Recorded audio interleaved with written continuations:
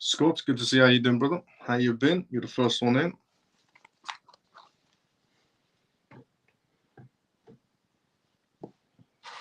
Cotus, good to see you as well. How you doing? You're the second one in. Pablo, good to see you as well. How you doing? You're the third one in.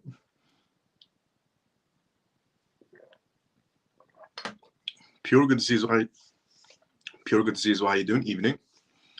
How was your day? I was first today. Yep. Let's go, Scott. How was your day? It was good. How was your day, Scott? How are your parents? Parents good. Business good. How's your day, Scott?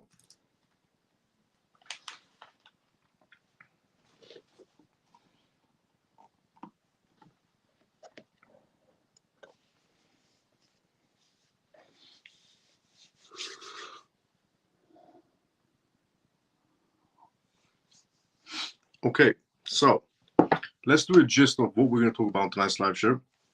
And about that time, everyone's tuned in for the first part after the intro and disclaimer. What is your opinions on XBD, a fork of XLM? I have to look into it to give you a better perspective. I can take a look into it after the live show. Hi, Miles of CMF. George, good to see you. How you doing? How you been? I have a good idea. Thanks for asking.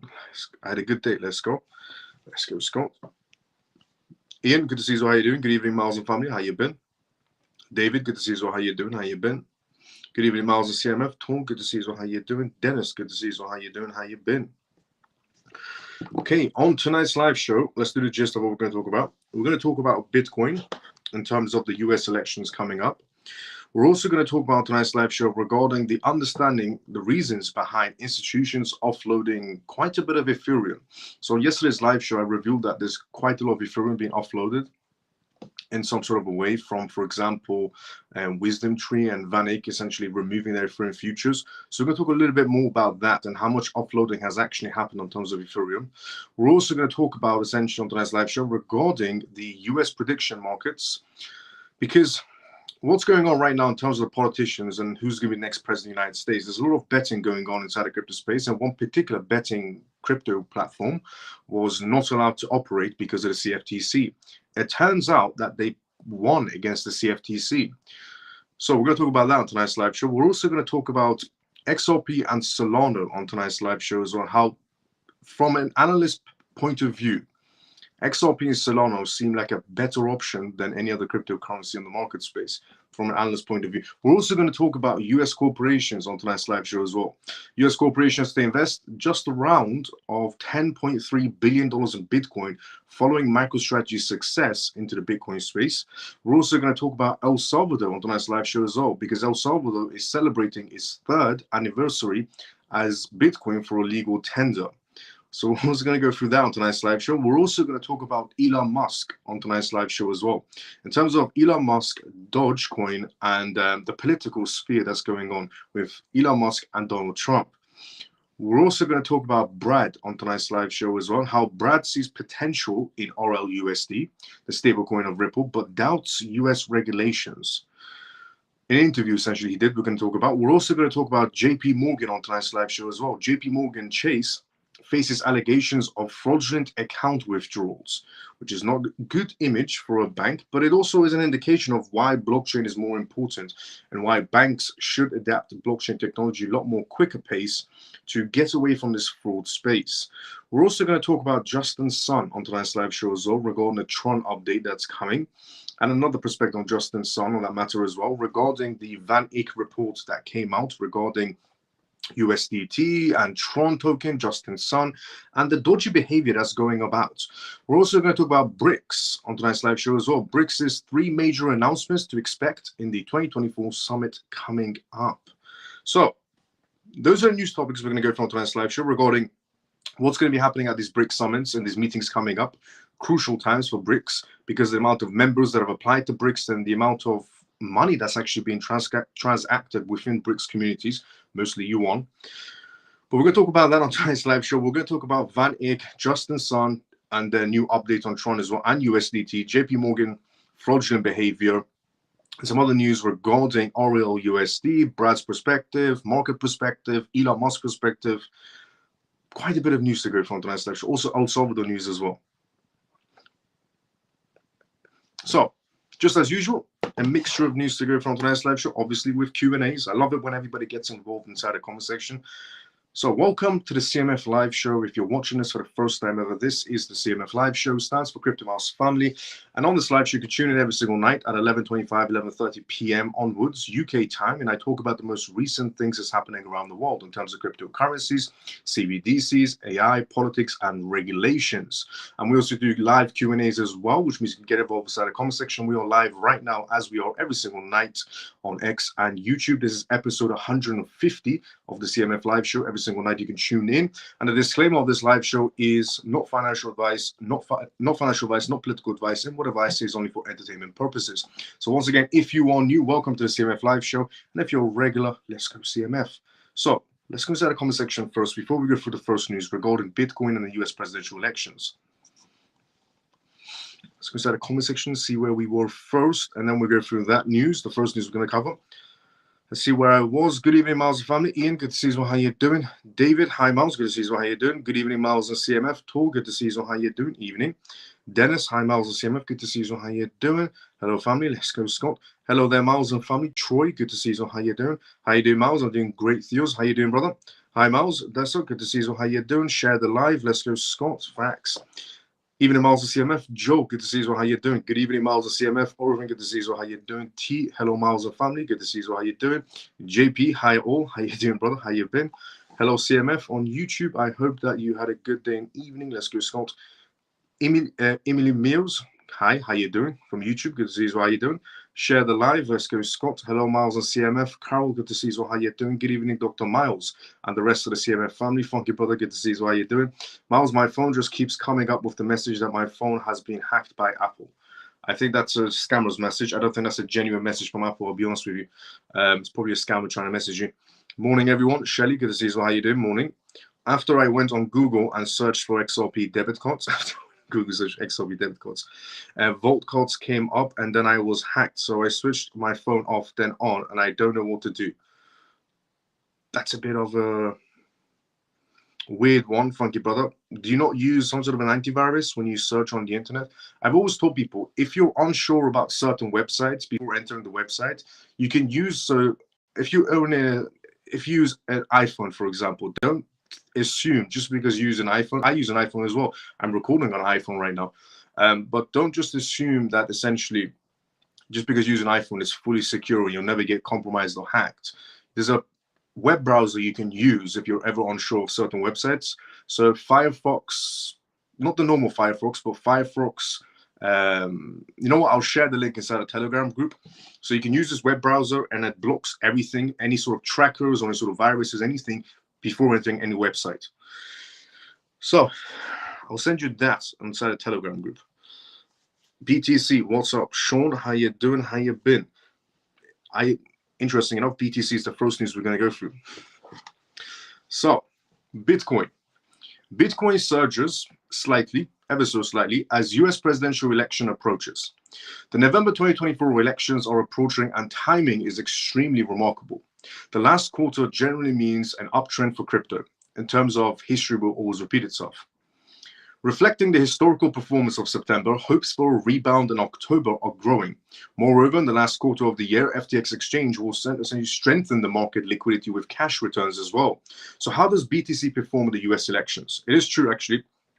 FTX is supposed to be refunding people, but not with cryptocurrencies, with cash returns, fiat returns, which means everybody that lost money on FTX is going to get a lump sum of money that they can use, actually reuse inside the market space, which should be quite bullish in that sense because they're not refunding cryptocurrencies, so which means people aren't going to be dumping crypto. Instead, they're going to refund everybody money, which means they can rebuy crypto.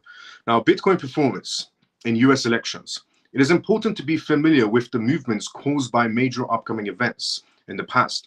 For example, we have mentioned that many times over the past year, the Fed's policy changes have caused short or medium-term declines in the risk markets. The first cut will be in September, and cryptocurrencies are essentially following along with the stock market for the time being. Halving was essentially mentioned as a factor that will push BTC to alternate new highs. With the excitement of BTC ETFs, BTC broke all-time records even before the halving occurred. Moreover, with this expectation was shared, BTC was at $28,000 and increased by more than $45,000. Gains in altcoins and at least in some exceeds 5 times. Now, the biggest upcoming event in pretty much the world is the US presidential elections coming up, which according to historical performance should cause a rise in BTC's price for one reason or another. In the graph, essentially, you can see that in the graphs so far, you can see that BTC's price has reached all-time levels, high levels, after the previous 2 elections. BTC is still near the previous alternate levels, similar to $20,000 in the previous cycles. In other words, it has not yet seen its own cycle peak. This suggests that with its increasing optimism in October and November, BTC price could reach some sort of high levels coming up after the elections or during the elections is what's been predicted. US labor reports. According to the recent reports that were released from the US, employment inside the US has significantly weakened. Last month, we saw how historical downward revisions of the labor markets pushed the Fed to essentially use a clearer language about rate cuts. Jerome Powell said in his Jackson Hole speech that the rate cuts are coming as well. Labor markets are weakening, posing a short-term threat to the risk of the markets, especially due to its negative impact on tech companies. Indeed, one of the fundamental reasons for recent negativity in the market is this. The also Cosby letter shared with the graph following about an hour ago wrote, according to the Challengers report released on Thursday, layoffs in the US companies increased by 193% in August to 75,891 compared to 25,851 layoffs announced in July, back in July. This essentially increase was driven by tech firms, which announced that 39,563 layoffs happened, the highest number in the last 20 months, accounting for 52% of all layoffs. Tech companies announced 5.5 times more layoffs compared to previous months. The reason why tech companies are having the most amount of layoffs happening, with most amount of people losing their jobs, it's only because of AI and how far we've come since AI. A lot of tech companies are starting to adapt AI in their daily basis in terms of writing them emails, helping them with their business plans, or growing their company in general, or helping their finances, which means they're doing the most amount of layoffs happening. The tech companies announced 5.5 times more layoffs compared to previous months. Additionally, the education sector announced 25,396 layoffs in 2024, a 222% increase compared to 2023.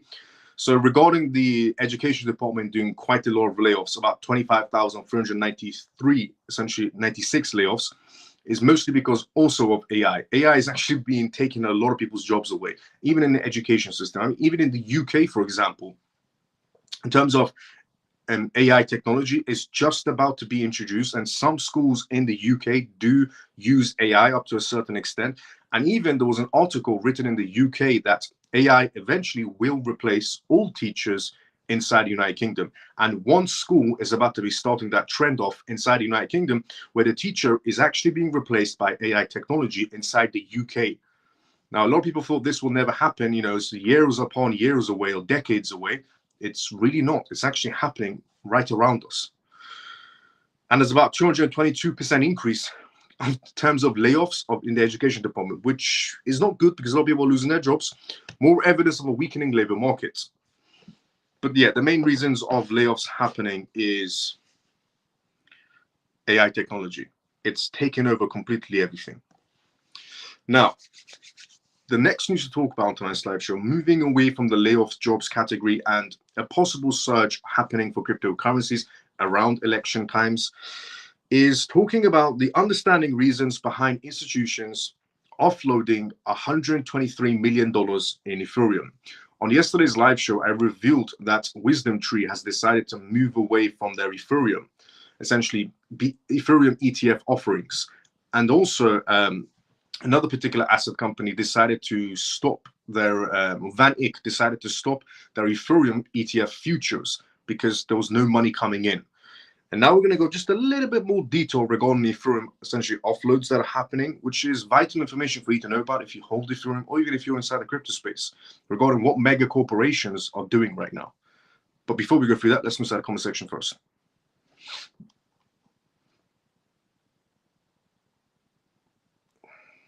Let's consider the comment section first. Let's see where we were. Good evening, Miles. Connie, good to see you. How you doing? How you been? Bounce back. Possibility election times. Do you use the browser all the time, Miles? Not all the times, but I have a suspicion sometimes I'll use that browser instead. Hello, Scott. How are you, mate? Tanner, good to see you. How you doing? How you been? But you're speaking to Scott. Hi, brother. Thanks for the help earlier. No problem, Carl. Anytime. It took me a while to figure out that he was speaking in English. Took you a while to figure out I was speaking in English? Is your English good? Not to be rude. Bitcoin and crypto is a money pit. If you want to lose, buy it. Bitcoin and crypto is a money pit. If you want to lose, buy it. Caretaker, just out of curiosity, what's your experience with cryptocurrencies? Just out of curiosity. If you want to answer, if you don't want to answer, it's perfectly fine. But Caretaker 07, what's your experience with cryptocurrencies? Have you ever been inside the cryptocurrency market before? Have you ever brought cryptocurrencies before? Happy Pisces, good to see you. How you doing? How you been? This is my favorite. Okay, this is just getting weird. I think we have quite a lot of weird people inside the comment section. There's one weirdo inside the comment section by the name of Green Giant, and he's just spewing weird stuff. And then that's pretty much it. There's one Green Giant. Stormy, good to see you. How you doing? Now, understanding the reasons behind institutions offloading $123 million in Ethereum. Geez, what's in the air? We've got some strange cats showing up today. Yeah, I don't know what's going on inside the comment section, but that was a weird one. Institutions. Regarding Ethereum offloads is what's going on right now. With Wisdom Tree essentially is deciding to move away from Ethereum ETFs. And on the other spectrum, we have another mega corporation deciding to close down their Ethereum futures ETFs because there's not enough money coming in for them to even keep it open. So institutions are offloading a hefty 55,035 Ethereum, equivalent to $123 million to Binance during the Asian trading hours. This large-scale dumping was carried out by Wintermute, a prominent algorithmic trading firm, essentially a meta alpha in a digital asset management space. The firms dumped 46,947 Ethereum during the Asian trading hours, about $104 million, and 8,088 Ethereum, about $18 million straight after as well. Within a span of 2 hours, they did this. This massive offloading could potentially affect the price of altcoins. The current bearish market sentiments that slightly happened, but now starting to resurface and go back up ever so slightly. The continuous rise in exchange ETF reserves and a decrease in futures options interest for 3 consecutive months are speculated to be the reasons behind this dump. CryptoCon essentially reports that Ethereum exchanges reserves have been on the steady rise since 28th of August. This suggests that whales, investors, or institutions might be transferring their assets to exchanges for potential sell-offs. Ethereum's technical analysis. A glance at the price charts indicates that Ethereum was retested its key support levels of $2,140, a level that has acted as strong support for Ethereum since 2023. Interestingly, the relative strength index RSI of Ethereum formed a bullish divergence of essentially daily time frames, hinting at possible trend reversal, which slightly did happen.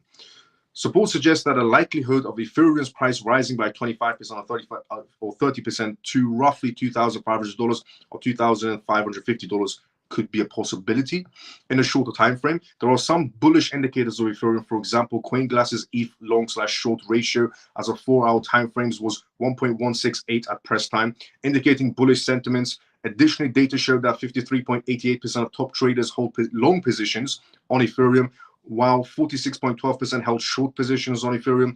Over the same period, total ETH futures open interest increased by 1.80%, indicating increased trader participation as ETH revisited its strong support levels. At press time, ETH was trading around 2,280 levels following a 2% decline in the last 24 hours. Its trading volume over the same period surged by almost 100%, indicating increased participation from traders and investors.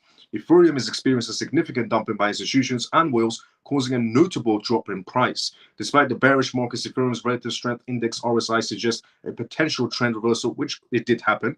Ethereum, the second largest cryptocurrency in the world, is witnessing a substantial sell-off by institutions and whales. This has led to a significant decline in its price in the previous days. So in the previous days, if you're wondering to yourself, why did Ethereum and the rest of the crypto markets go down slightly? Mainly due to quite a lot of situations happening around the world, with the crypto markets being down quite. Only today they've done a slight reversal, but in the past few days it was due to many geopolitical tensions, due to also rate cuts happening inside the United States, or in Japan, or in Canada, or in the EU, or the Bank of England rate cuts as well, and some other few indicators as well. But regarding the institutions, there's one mega institution that's dumping quite a lot of Ethereum. So far, they dumped in the Asian trading hours about $123 million, which is quite a heavy load to be dropping inside the market space. They dropped it in two parts. Now, moving on from the Ethereum news and how much dumping is happening over there. US predictions in terms of markets. So Senator Elizabeth Warren was against the idea of the retail section betting on politicians. So obviously everybody knows, and if you don't know, the biggest betting space inside the crypto platform is poly markets, where everybody can bet who's the next president of the United States. People are betting it's Donald Trump, people are betting it's Kamala Harris. You can bet on other things as well on poly market, but mostly the betting is going on politicians right now. And Senator Elizabeth Warren, about a few days ago, said to the CFTC, the chairman of the CFTC, Rostam Benham, that he should be blocking these types of platforms because it's degrading towards politicians. And I said it's really not, because politicians, I mean, being a politician is already degrading enough. So to assume politicians have a voice of moral or they're sitting on some high horse seat is ridiculous. You're a politician. You're pretty much scum. So even if people are betting on you, it's not going to degrade you. Already degrade yourself by becoming a politician. So I said it's quite dumb. It seems like a particular betting website, just like Polymarket, that was, people could bet on politicians, who's the next president, Donald Trump or Kamala Harris and so on, has just won against the CFTC, because the CFTC decided to block this platform from betting on politicians because it's degrading towards politicians, but the CFTC lost. A US prediction market, Kalshi, wins major victory against the CFTC. Kalshi, a US-based prediction market platform, has successfully challenged the Commodities Futures and Trading Commission (CFTC) ban on contracts related to congressional control for the November elections. The CFTC's decision to block Kalshi's from offering these contracts had previously hampered the platform's ability to participate in the burgeoning elections betting market. However, the recent court rulings has overturned the CFTC's prohibition, allowing Kalshi to now join the ranks of other prediction markets platforms offering bets and election outcomes. In the aftermath of the ruling, various fund chief legal officer Jake stated that on an expose, essentially, the chief officer, it's a huge win, but he would like to see judicial opinion first. He further added, "I want to see the opinion before I start dancing on the grave of the administration state. But this is even more evidence that the best way to deal with regulatory overreach is to file more lawsuits against them," which I understand fully. If you want the CFTC or the SEC to stop fighting against the cryptocurrency space, the cryptocurrency space should just file against them, because some crypto platforms just decide to pay some money and call it a day and move away. Some crypto platforms decide to fight back against the SEC and decide to fight back against the CFTC, which is good and is something that they should be doing, because if crypto platforms don't fight back, they'll just become pushovers, which means the SEC and the CFTC will just keep on suing them left, right, and center, squeezing money out of them. But if the crypto platforms stop fighting back, then it's a different scenario. This victory marks a significant milestone for Kalshi, the broader prediction market industry. It not only essentially validates the platform's business, but it also sends strong message to regulators that these innovative financial instruments can operate within regulated frameworks. And this is not a massive corporation regarding Kalshi. I mean, it's a good platform, but it's not a massive corporation. So, I mean, they won against the CFTC. So who's to say that the bigger platforms, crypto platforms, can't win either? The ruling is expected to have a positive impact on the prediction market landscape, encouraging further innovation and investments in this sector. Additionally, it could pave the way for regulatory clarity and acceptance of prediction markets in other jurisdictions. While the CFTC may still have options to appeal the decision or pursue other regulatory avenues, the Cauchy victory represents a major step forward for the prediction market industry inside the crypto space. It demonstrates that these platforms can play a valuable role in fostering events and essentially in terms of the public sentiment, while also contributing to a more transparent and informed democratic process. And I said that essentially regarding betting platforms for cryptocurrency space, not the casino style ones, but the ones you're betting on politicians of who's the next president of the United States. I said it's a good idea because think of it like this. We don't benefit from politicians. We've never benefited from politicians, to be fairly honest, any type of politician. We've never benefited from them. They all come and go and they'll say we're going to do this and do that. With the exception of one or two politicians that have done some difference, and one of them is right now trying to become the next president of the United States, Donald Trump. With the exception of him putting him on the sidelines and so on, the rest of the politicians, they've done absolutely jack squat. For every 4 years, they'll come on the camera on the TV and say, give me your votes. I will, decrease your taxes, give you more money, provide more jobs. And they do absolutely jack squat for the next 4 years and the next 4 years and the next 4 years. So I said, why don't we at least benefit from the politicians by betting on them? Because we don't benefit from them when they're in power. So let's just make money by betting on them. So there's some benefits for the retail section at least, because the retail section gets zero benefits from politicians unless we bet on them. Like horse racing, in other words. Now, in terms of politicians, not actual horse racing betting. Because politicians, there was an old saying, not an old saying, but a saying that politicians have more sponsorships than Formula One drivers, which isn't lying, to be fairly honest. Now, this might be something that most people might not want to hear, and some people want to hear. Regarding this, it's a perspective point of view. Smart investors are targeting XRP and Solana for gains.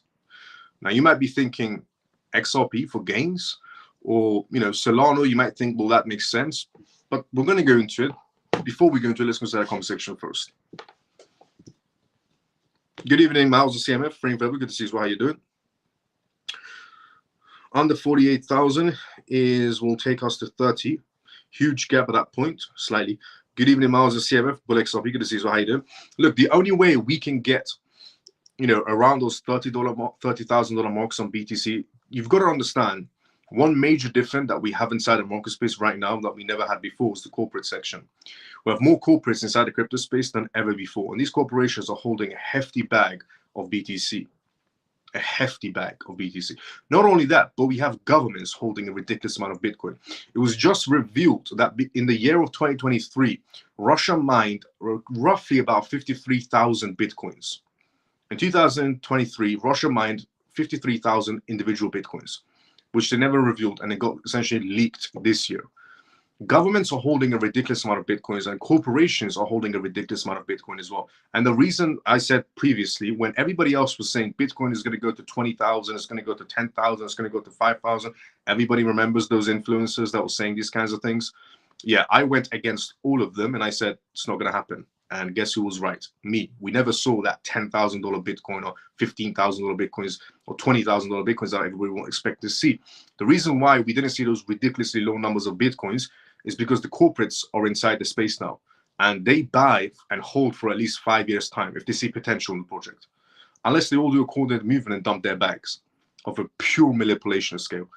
But the reason why we never saw drastic drops like we did in the past is because now we have corporates, and corporates buy things and hold them for a 5-year projection, not a month projection.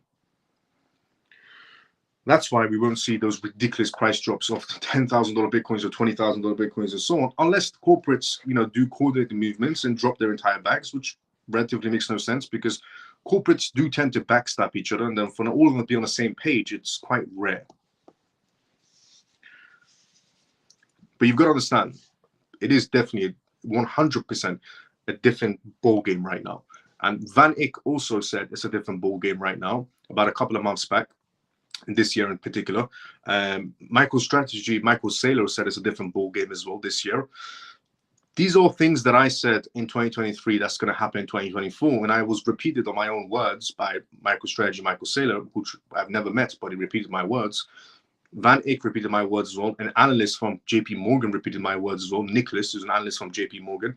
But these are things that have happened, and we are in a different ballgame. We have more corporations inside the crypto space than ever before, which nobody's comprehending. We have more regulations inside the crypto space than ever before, which again, nobody's comprehending.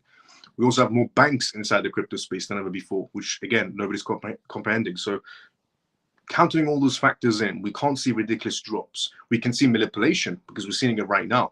The reasons why the markets are, slightly all over the place is not because we're in a bear market. Some people are assuming we're in a bear market. We're not in a bear market. This is not a bear market. This is a joke if it's a bear market. A bear market, you'll see drastic price changes. And I'm talking about drastic price changes.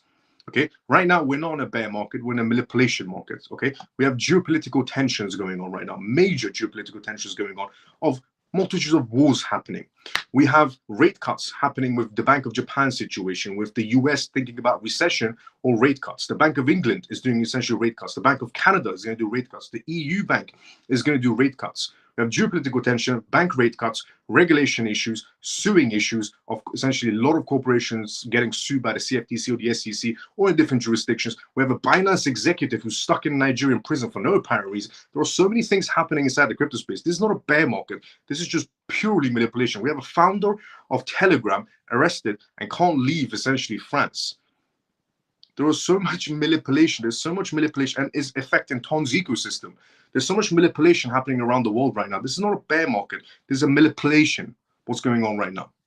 A bear market, trust me, you'll be able to tell. It'll be on drastic price levels. So don't even assume for a second, if anybody's even assuming it, that we're in a bear market. We're not in a bear market. This is just purely manipulation. We have rate cuts issues going on right now. We have recession fears going on right now. We have essentially corporate crypto platforms being sued right now.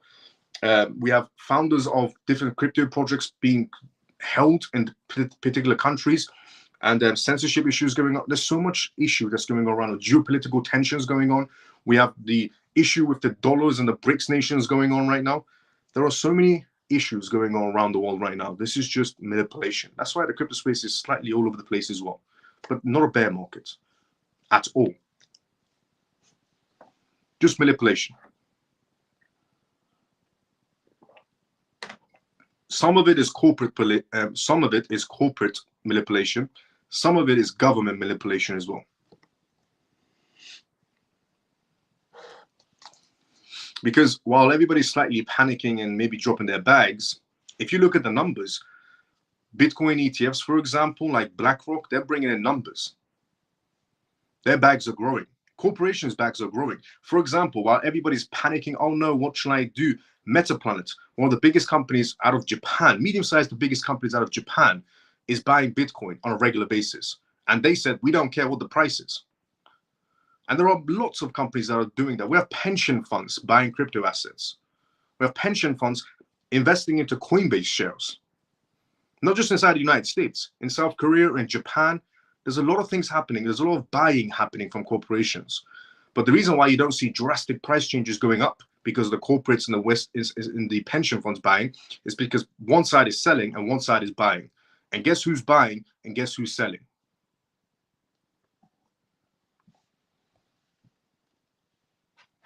So it's called market movers. Exactly. I was just breaking it down. Messi, good to see you. How you doing? Manny, good to see you. How you doing? Evening.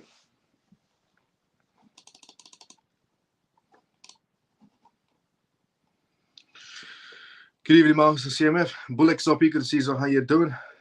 They're on Joe's side. Maybe there are hackers who have been sending me stupid messages. Maybe. Hi, Miles. Messi, good to see you. How you doing? Hi, Miles, the CMF. Is it time to turn on my CMF TV? Let's go Facts News. Let's go Carl. How you doing? What is the odds for those two candidates? What's the odds for Donald Trump or Goldfish Kamala Harris? Well, Donald Trump's odds seems higher. In reality, they're a lot more higher. But the news will tell you Kamala Harris is winning. In reality, the people want Donald Trump. So the odds should be higher for Donald Trump. But the news, I mean, even in the previous elections for Donald Trump, The news, every single news channel was saying Donald Trump is not going to win, he's not going to win, he's not going to win, and the other person is going to win. Turns out Donald Trump won. Even now, the news is telling you otherwise. In reality, the people are in favor of Donald Trump, which is good. He's the only one that's going to put America back on his track. If he puts America back on his track, the world goes back on the same track as well. Miles, I think Bitcoin is going to go to 50,000 and probably the next month. JP, good prediction. Is a bear market ever coming from utility tokens after a pump? No. For some projects, though, if they don't perform well, then yes. Called Malcolm is here. Good evening, Miles. Mav, good to see you. So how you doing? How you doing, Miles? Callie, good to see you. So how you doing? How you been? Now, the news I was going to tell you now is this. Now, this is a prospective news, and just hang on a minute before you think to yourself, well, that's not possible. It's just a point of view type of news. So smart investors are targeting XRP and Solana for gains. And you might be thinking to yourself, XRP for gains, how does that make sense? But Solana makes sense to me. For example, for me, XRP makes sense too, not overnight, over time. So on Friday, that just went past, Bitcoin's price dipped below $55,000, sparked concerns about the prolonged corrections in September, unsettling speculative investors. However, savvy investors view this as a golden opportunity to accumulate strong altcoins like XRP and Solana. These cryptocurrencies hold substantial position and diversified portfolios, making them attractive during market fluctuations. Solana's market movements. Solana's native token SOL has seen a sharp decline over the past 2 weeks, dropping by 22% from $162 to $127. Analysts essentially attribute this to a decrease in Solana's revenue and trading volume, amplified by de-winding essentially interest in meme coins. Additionally, some suggest that Tron's Sun Pump meme platform is siphoning users from Solana's popular Pump Fund platform. Despite this, Pump Fund continues to generate substantial daily revenues, which could support Solana's price recovery. The number of active addresses on Solana's chain has surged by 180%, indicating essentially a rise in interaction and demand. Now, moving away from Solana to this one, XRP. XRP's legal landscape. XRP is currently trading at 0.53 cents, according to press time, experienced a 6.5% weekly consolidation. This price strengthened persists despite a recent settlement with the SEC. Investors' uncertainty stems from delayed final $125 million payments between Ripple and the SEC. Attorney Fred suggests that the situation increasing in terms of the likelihood of an appeal. Nonetheless, data from sentiment reveals a growing interest from large investors who have accumulated 9.56 billion individual XRPs from large investors. And this is data essentially coming in from sentiment. Now, potentially signaling the end of a downtrend. Key takeaways for investors. Solana's active addresses have increased by 180%, indicating a growing demand. Solana's Pump Fund platform continues to generate significant daily revenue. XRP has seen substantial accumulation by large investors despite legal uncertainties, legal delays between Ripple and the SEC, creating potential future for price movements. For long-term investors, keywords here, both XRP and Solana present a compelling opportunity despite recent market dips. Solana's price may rebound due to the rising active addresses and transaction volumes on Pump Fund, while XRP could attract more value from large investors' interest despite ongoing legal hurdles that slightly have come to an end until they pay their money. As resilient investment options, these altcoins offer potential gains in a volatile market. Investors seeking dynamic short-term movements might favor Solana, whereas XRP long-term prospects appear promising amidst legal challenges. Both altcoins remain important choices for those aiming to hedge against market instability. Look, I agree. Regarding, Solana being the king of meme coins, I said this a very long time ago. I said, Solana is essentially the king of meme coins at this point in time. And I agree with that 100%. And it's the appeal that people go towards Solana is because it's the king of meme coins. And they offer that Pump Fund, which people earn daily revenues on it and so on.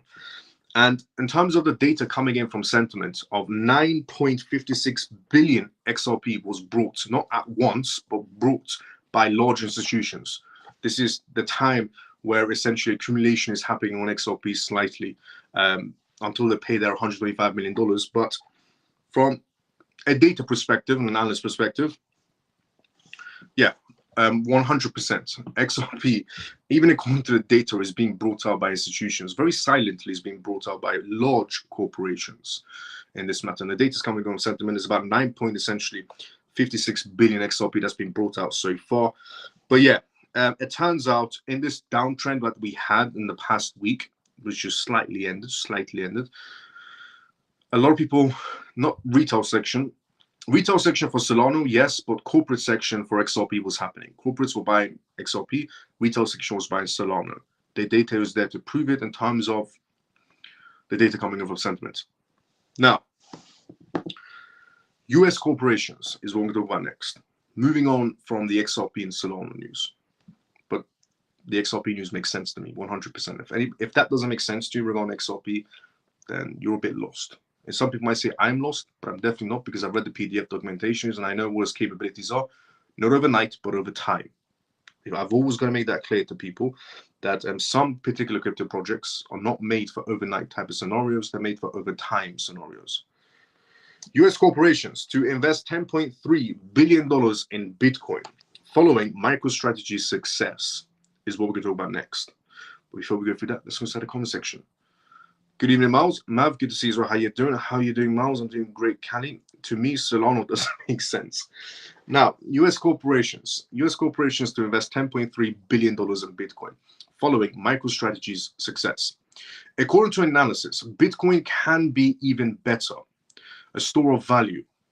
A shift in the organization's financial strategies is indicated by the reports 10% of Americans, corporations wishing to convert 15% of their treasury reserves to Bitcoin.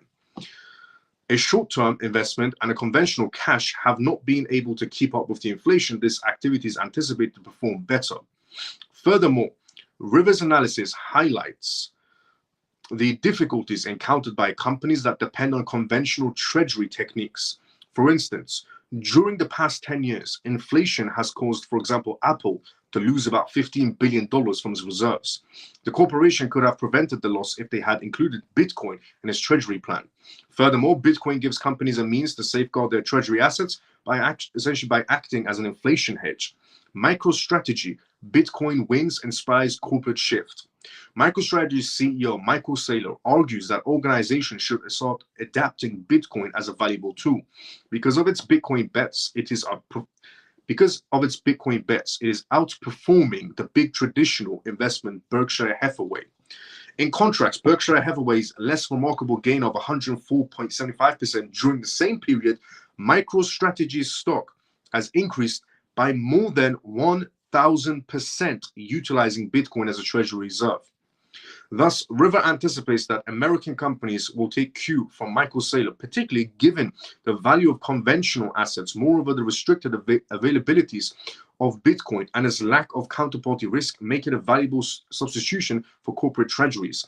As more companies utilize cryptocurrencies, it might become more recognized financial instruments which would boost its long-term viability. Regarding corporations using, for example, MicroStrategy using Bitcoin, and they're up about 1,000% since they started buying Bitcoin. It is true, it is factual. Regarding Berkshire Hathaway having 104.75% of an increase is also true as well, but still good, but not compared to 1,000%. Regarding companies like Apple losing $15 billion from its reserves due to essentially Apple not having, diversified their portfolios, just holding cash.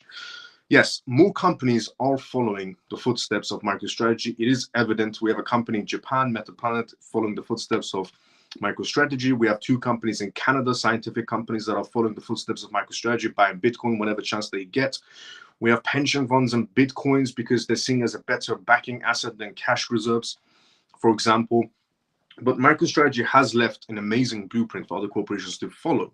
Now, I would say diversification beyond Bitcoin would be also a great option for corporations. I mean, Grayscale has a crypto portfolio. Grayscale's portfolio was more diversified than any other corporation on this planet. They were holding Bitcoin, they are holding Ethereum, they're holding XRP, they're holding AVAX, they're holding Solana, they're holding a multitude of cryptocurrencies. And at one point, Grayscale was the biggest, essentially, Bitcoin ETF space until essentially MicroStrategy overtook them by a lot. And then on the other side, we had BlackRock obviously overtaking both of them. But in terms of companies diversifying themselves into that method, yes, it makes a lot of sense. And in terms of $10.3 billion could be on the verge of entering into Bitcoin from corporations over time, it's very true, because MicroStrategy isn't slowing down. Neither is MetaPlanet, the Japanese company. Their stocks are on the rise, absolutely skyrocketing. MetaPlanet stocks on Japanese stock markets. So, in terms of $10.3 billion entering over time, makes sense. Because other corporations are right now seeing MicroStrategy and going, wow, this is actually working out. They're up 1,000% while we're doing 50%. Now, the next news to talk about tonight's live show is regarding El Salvador celebrating its 3rd anniversary of Bitcoin as a legal tender, which is quite amazing for them. They're doing a big announcement for it, their anniversary and so on. So we're going to go through that next. But before we go through that, let's go to the comment section. Wow. JP just made a $300 donation on YouTube. JP, that's absolutely amazing. That's going to go inside the CMF hedge fund. That's incredible. Let's go, JP. A large deposit of XRP was made on Binance. Is Ripple getting ready to pay the fine? Ripple's going to pay the fine, but they're going to put it inside. So they have a deal going on with the judge, which is they hold $125 million up until the next 30 days where the SEC doesn't, essentially countersue them, and then they can get paid out. Nobody's disagreed to it so far, because there's a 60-day period for them to be able to appeal any part of the case, and then a 30-day period for Ripple to pay $125 million. Ripple doesn't want to pay the SEC $125 million for then the SEC to be using that money to better get to essentially appeal against Ripple. So Ripple did the smart move of not giving them $125 million directly, and they're going to give them to them indirectly after their 30-day period is also done with. So they don't use Ripple's money to sue Ripple again. But JP, that's absolutely amazing. Let's go. Thank you, brother, for the CMF donation of $300. Thanks, brother. As this donation will benefit us all in the future, it definitely will. It's definitely going to benefit everybody inside the CMF. Let's go, JP. Now,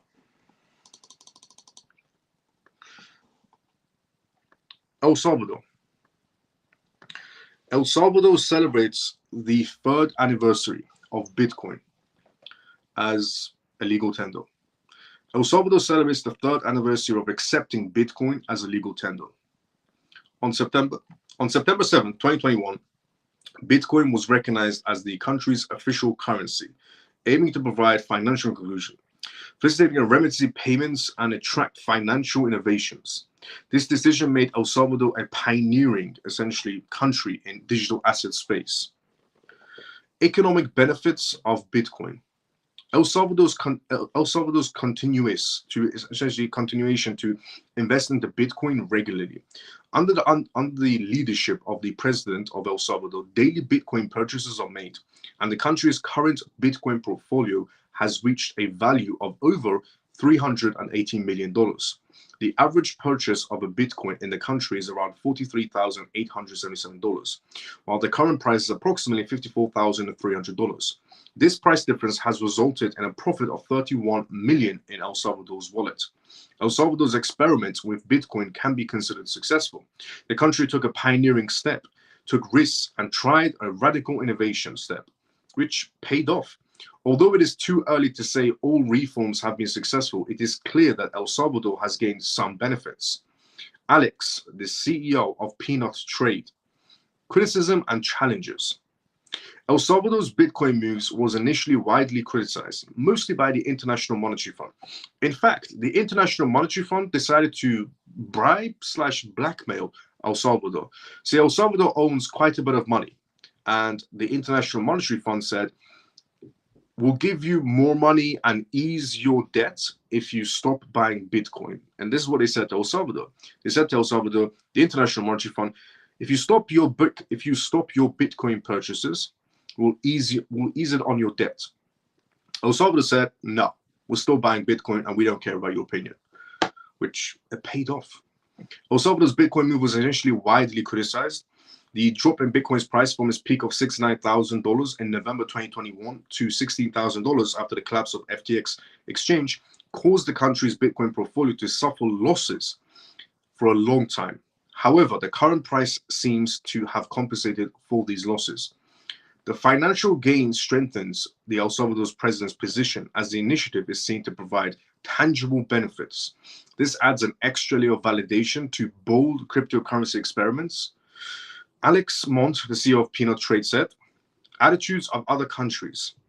While Bitcoin's economic model provides an advantage to early adopters, major economies are essentially reluctant to accept Bitcoin as a legal tender. After El Salvador, the other country to accept Bitcoin as an official currency was the Central African Republic in 2022. Other major economies are avoiding this step as well. The larger country is less likely to do this and take up on this risk. This is because large economies are generally dependent on their relationships with international credit institutions, which oppose such moves." Alex also went on to say that although Brazilian lawmakers have shown interest in creating a legal framework for Bitcoin adoption, no concrete regulation has yet been implemented. Countries hesitate to accept Bitcoin as official currency are noted to avoid this step due to their relationships with their major financial institutions. El Salvador's acceptance of Bitcoin as a legal tender has sparked a global debate on the adoption of digital assets. Despite achieving positive economic results, it is observed that major economies are unlikely to take advantage of this similar step. The risky nature of cryptocurrencies like Bitcoin encourages cautious approaches, especially in countries dependent on international credit relationships. However, El Salvador's experience could essentially serve as an example for small and medium-sized economies willing to take a bold step in digital assets. Now, I'll be fairly honest. It's not the only country that's accepted Bitcoin as a legal tender. So Dubai, not a country, UAE, the United Arab Emirates. Now, Dubai is accepting essentially cryptocurrencies for wages. It was just passed, essentially there was a court battle where a particular employee was not paid his wages. So this employee decided to take the company to court. Now the company was supposed to pay this employee in Dubai using cryptocurrencies, but then the company decided last minute not to pay the employee because there was no laws for paying anybody in cryptocurrencies. So they thought that they could get away with it. So the employee decides to take this company to court, and the court verdict was they have to pay the employee in cryptocurrencies because they stated cryptocurrencies, even though Dubai has no laws for that matter. So after that court battle, Dubai recently decided to introduce legislations for employees to be paid in cryptocurrencies in Dubai. Because of that one person, it changed everything in Dubai. Now, also another country that's accepting cryptocurrencies, and particularly Bitcoin, for instance, is Switzerland. There's one particular city in Switzerland, Laguna essentially, is only accepting out of cryptocurrencies for the time being, only Bitcoin, but they're expanding their range in Switzerland as well in this particular city. People can pay their groceries in Bitcoin in Switzerland, in this particular city. They can pay their taxes in Bitcoin. They can pay their electrics, their gas, everything using Bitcoin. And there's actually a few other countries around the world that do accept cryptocurrencies in general for payments, for example. So it's not just El Salvador, but the difference with El Salvador is it's coming from the president and it's for the entire country. The rest of the countries, it's this city and that city and this city and that city rather than the entire country. Even for the, Dubai, it's not the entire United Arab Emirates, it's just Dubai. But other countries, I would say, are starting to follow in suit, is what I would say. Now, the next news on tonight's live show, moving away from the El Salvador anniversary, which amazing tip-top job recording El Salvador boys moving as well, and also to point out regarding the International Monetary Fund that decided to, bribe El Salvador's president not to buy Bitcoin. Good on him for not falling for the bribe and still buying Bitcoin for his country because he's looking out for his country. The International Monetary Fund told El Salvador that it's a bad idea for them to buy Bitcoin, but for some reason it's a good idea for BlackRock, essentially Goldman Sachs, JP Morgan, or Wells Fargo, even Vanguard, who claims that Bitcoin and cryptocurrencies are volatile assets. Vanguard is a majority holder in a Marathon Digital, which is one of the biggest corporations for Bitcoin minings. But it's perfectly fine for these mega corporations to be buying Bitcoin, but for El Salvador, not so much. Or for Switzerland to be buying Bitcoin, for example, in terms of Laguna City, that's okay as well, but accepting as legal tender is okay because the International Monetary Fund had no problems whatsoever with Dubai essentially making cryptocurrency some sort of legal tender, or Switzerland making a legal tender, and a few other countries and buying and selling and so on. But it was a big problem for El Salvador to buy it for some reason, because they didn't want to see El Salvador thrive, was the reason. But El Salvador has one of the best presidents in the world, in my point of view. Their country is doing 10 times better. In fact, their country is doing 1,000,000 times better than it was ever before.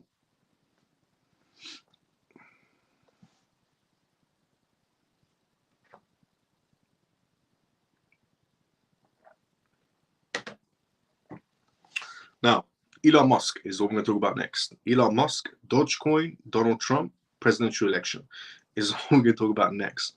But before we go through that, let's go inside the comment section first. Let's see where we were. And again, once again, JP, thank you so much for the donation. Thanks, brother. As the donation will help benefit us. Yep. Well done, JP CMF. Thank you, brother JP, is what Funky Brother says. I keep logging off. Sorry, Miles. I think my phone is playing off. They've got me today. Why would the Bank of International Settlements not want El Salvador to buy Bitcoin? International Monetary Fund, but yeah. Trump accepts all crypto payments, which is also true as well. Trump will accept all types of crypto payments. That's not going to happen. Maybe 50,000.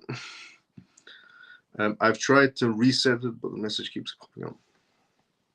Countries are opening to crypto, but we need banks in this country to be more friendly with crypto. The only place I know is Georgia, where banks are more opening to crypto. Georgia is an amazing place as well. I've told this before to people as well. If you do go traveling quite a lot, having a private bank account is a must. Depending on what you do around the world in terms of, there's one particular bank in Georgia, that it's good to have an account with them. It's a Solo Bank. It's a private bank. They charge you minimum payment $100 per month for having an.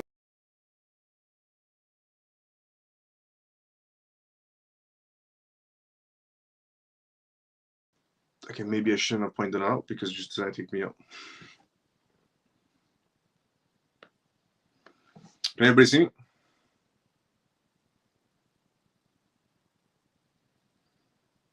Are we back?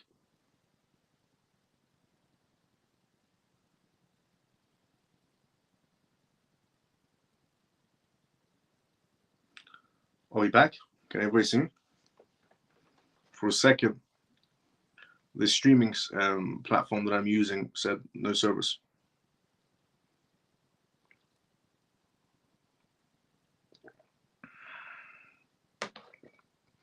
Yep, we're back. Okay, brilliant. Damn, they got Miles too. Okay, now moving on to the Elon Musk news. Elon Musk Dogecoin government meme sends political speculation soaring. I've contaminated everyone. Elon Musk recently made a post about Dogecoin.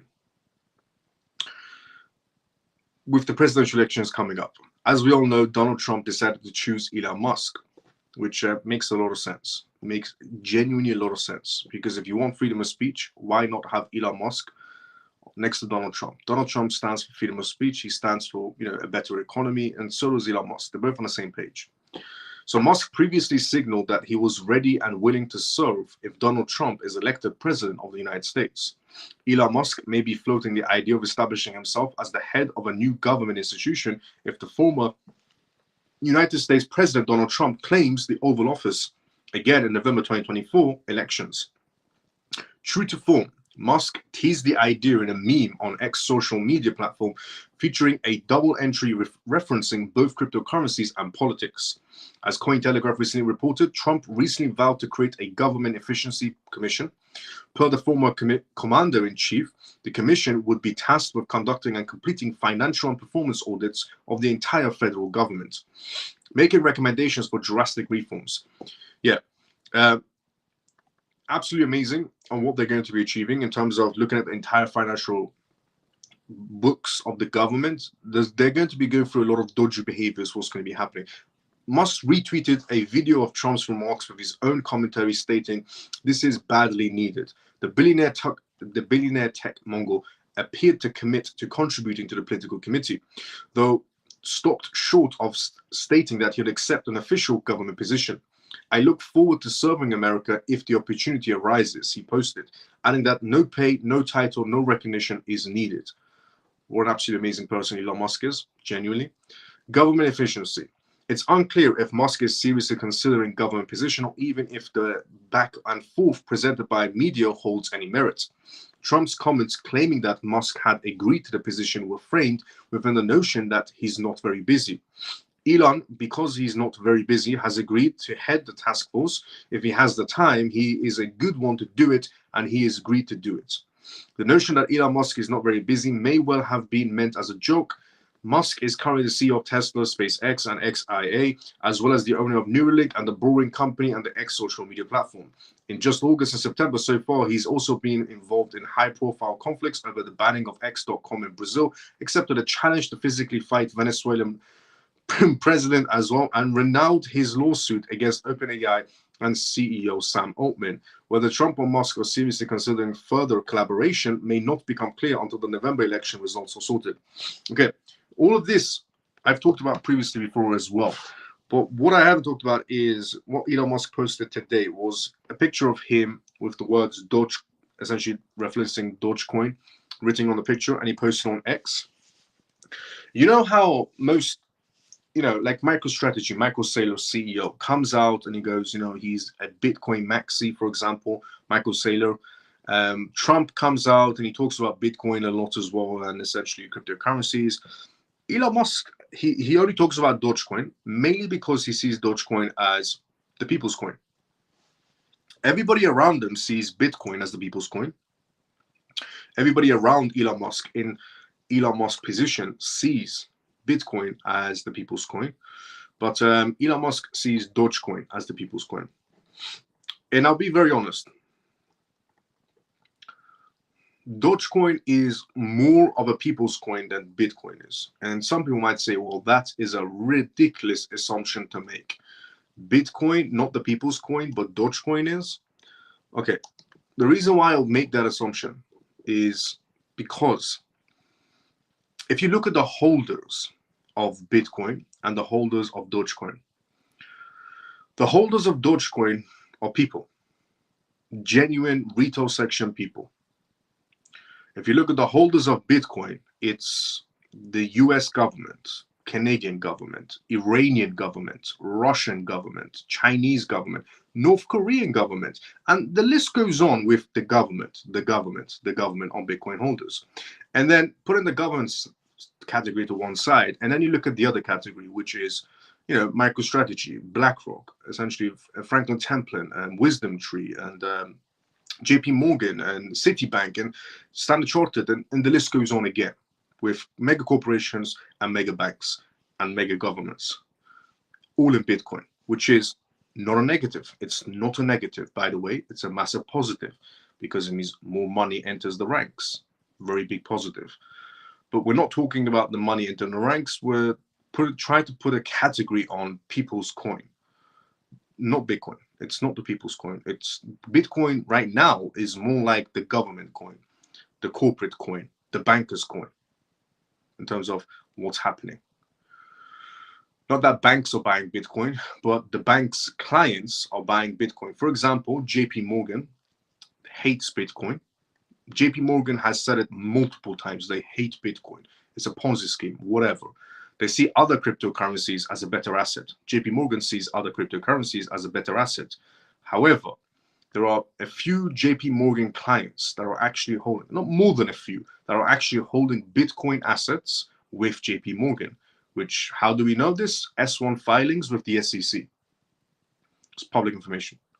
So just for the category of people's coin, yeah, Dogecoin wins that by a mile for the category. But in terms of money, obviously Bitcoin is a better option than Dogecoin.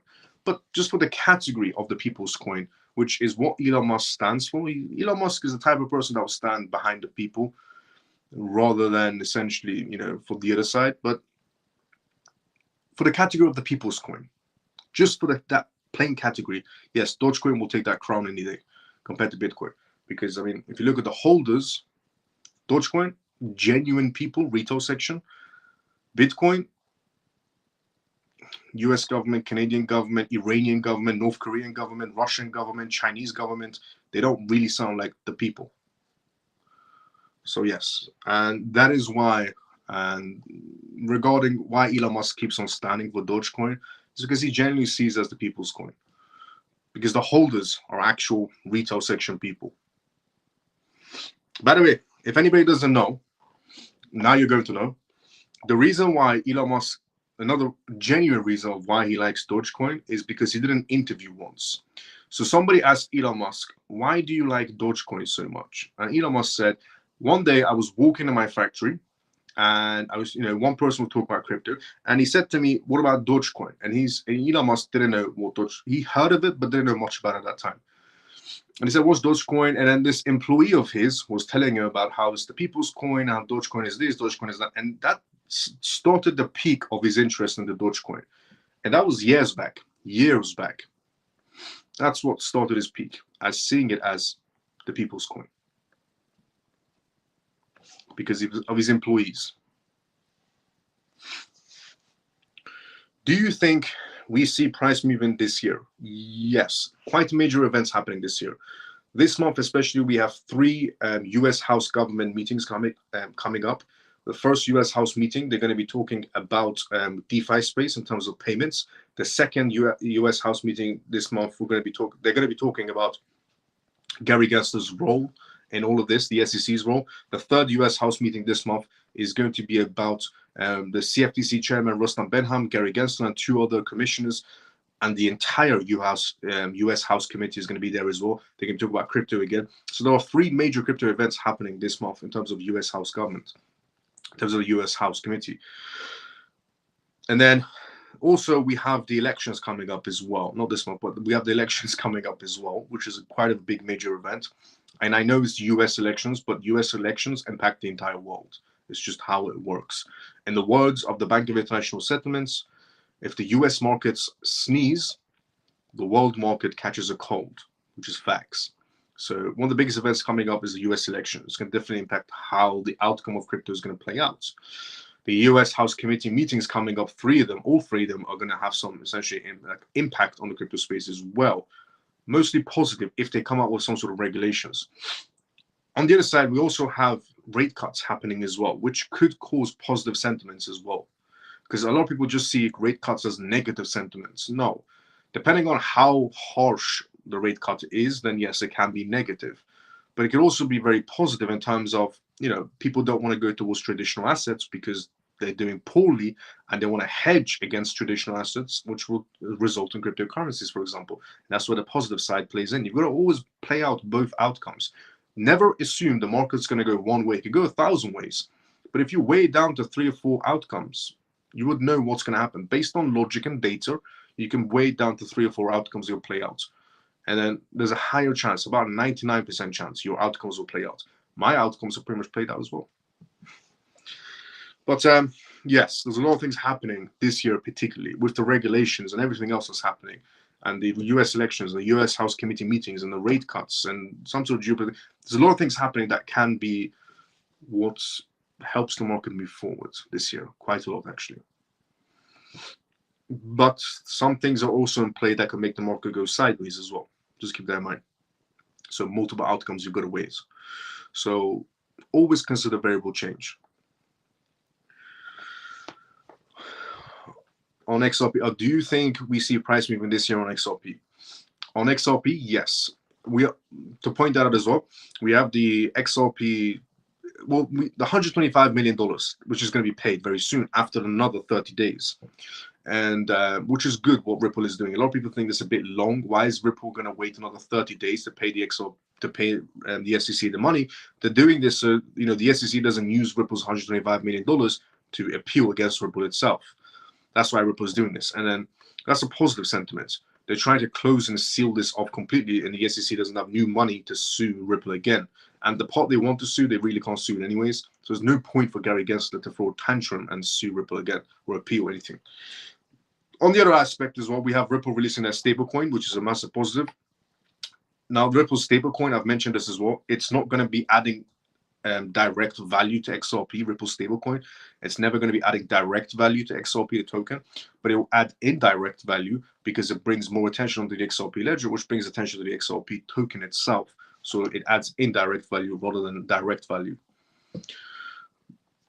Also, we have the regulations, more regulations that are going to be coming up this year. We have cross-border regulations happening as well, domestic and international basis. A lot of countries are doing that. We have the BRICS meeting coming up this year as well, which is a big announcement they're going to be making in the BRICS meetings in terms of their cross-border payments, their BRICS pay systems, or whatever they're going to be introducing to go up against SWIFT, for example. So in terms of XRP being in play, there's a lot of things in play for even this year. But as the years progress, obviously, be better, much more bigger play as well. But even this year, we're still not finished. We still have a lot of things to go through this year, in terms of the regulations, in terms of the cross-border payments, in terms of the geopolitical tensions, mostly the regulations is what I will say. I'm not going to go into more detail, but mostly the regulations is what's in play this year. That's going to help Ripple excel. Hi, Miles. Can we accept Render Coin? Render Coin, it's good. It has potential. Would I say it's a must? No. But it's a good project to look into, and if you want to go through it and so on. But there are other better projects out there as well. It depends what category you want to be in. You know, if you want to be in the render category, then that's perfectly fine. It's a good project to go into. The number one category you should be focused on is the finance category. The finance category in the crypto space is the number one category. Tokenization falls under the finance category as well. It's just another avenue stream. Hi, Miles. Can we expect an upside in the market? Yes, we can, slightly. Jim, good to see you. How you doing? As I said, there's a lot of things happening. And government's also mining BTC, and government's also mining BTC. That's true. What's up, Miles and family? Flea XRP, good to see you. How you doing? How you been? What's up, Miles and CMF? XRP news? Yes, towards the end. Hello, Miles and CMF. Glenda, good to see you. How you doing? Actually, perfect timing on the XRP news because we're about to go through right now. Brad is what we're going to talk about next. Brad sees potential in RLUSD but doubts US regulations. Ripple's CEO Brad explained the firm's move to launch RLUSD stablecoin, although the company still faces regulatory challenges across the United States. In an interview with Brad, he shared a positive and negative news about the RLUSD, essentially about the XRP community. Stablecoin RLUSD is set to launch soon. Ripple Company is about to release a new product called RLUSD stablecoin, backed by the US dollar. Brad expressed his optimism and said he anticipates the launch as Ripple ramps up its operations in the next few weeks. The company desires to adhere fully to regulatory standards and intends to engage with US regulators. According to Brad, Ripple has always wanted essentially regulatory approvals and licensing before integrating any sort of product.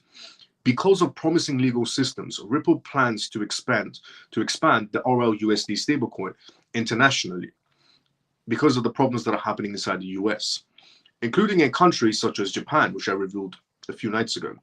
However, this first launch will occur, essentially will happen inside the United States once regulators approve the company. The RLUSD is Ripple's first stablecoin, a product that will be instrumental in the stablecoin market and is anticipated to gather trillions of dollars. Differences between RLUSD and XRP. In response, Brad pointed out how RLUSD stablecoin is different from XRP.